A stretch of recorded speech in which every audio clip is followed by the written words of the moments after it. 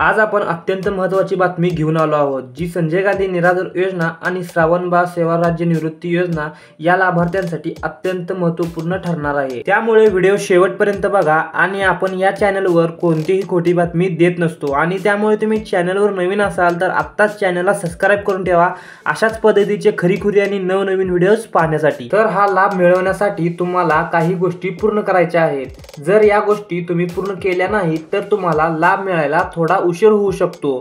मी म्हणत नाही की लाभ मिळणार नाही, मी म्हणत आहे की फक्त थोडा उशीर होऊ शकतो। जसं की शासनाने मोठा निर्णय घेतला आहे, आता या योजनेचे पैसे थेट डीबीटी पद्धतीने तुमच्या बँक खात्यात जमा होणार आहेत।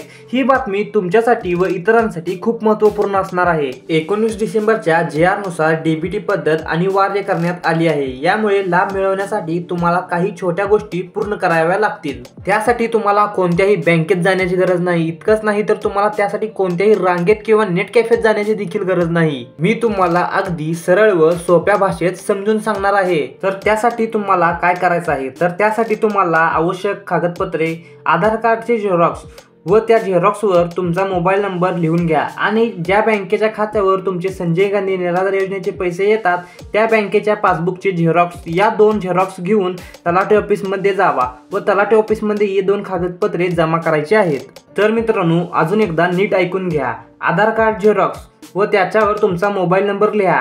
त्यानंतर तुमच्या ज्या बँकेच्या खात्यावर संजय गांधी निराधार योजनेचे पैसे येतात त्या बँक पासबुकचे झेरॉक्स, या 2 झेरॉक्स घेऊन तुम्हाला तलाठी ऑफिसमध्ये जायचं आहे। पण एक गोष्ट लक्षात ठेवा, आधार कार्ड झेरॉक्सवर तुमचा मोबाईल नंबर लिहिणं खूप गरजेचं आहे, ते विसरता कामा नये। जर तुम्ही तुमचा मोबाईल नंबर लिहायला विसरलात तर तुमच्या अकाउंट डीबीटी साठी ऍक्टिव्ह होणार नाही। त्यामुळे ही कागदपत्रे घेऊन जाऊन तलाठी ऑफिसमध्ये जमा करायची आहेत। बाकी डीबीटी प्रक्रिया सरकार पूर्ण करेल, आपण फक्त कागदपत्रे जमा करायची आहेत। तर कधीपर्यंत जमा करायची आहेत, तर आता सुरू झालं आहे कागदपत्र जमा करून घेण्यास।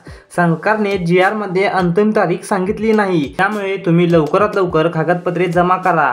जर तुम्ही कागदपत्रे जमा केली नाहीत तर तुम्हाला पेन्शन मिळण्यास उशीर देखील होऊ शकतो। त्यामुळे आजच कागदपत्रे जमा करा। आणि मित्रांनो, ही माहिती तुमच्यापुरतीच मर्यादित ठेवू नका, तुमच्या कुटुंबातील मेंबर्स पण आहेत किंवा तुमच्या मित्रांपर्यंत किंवा इतर लाभार्थ्यांपर्यंत ही बातमी लवकरात लवकर शेअर करा। आणि बाकी व्हिडिओ आवडला असेल तर व्हिडिओला लाईक करा, चॅनलवर नवीन असेल तर चॅनलला सबस्क्राइब करा आणि व्हिडिओ लास्टपर्यंत बघितल्याबद्दल धन्यवाद।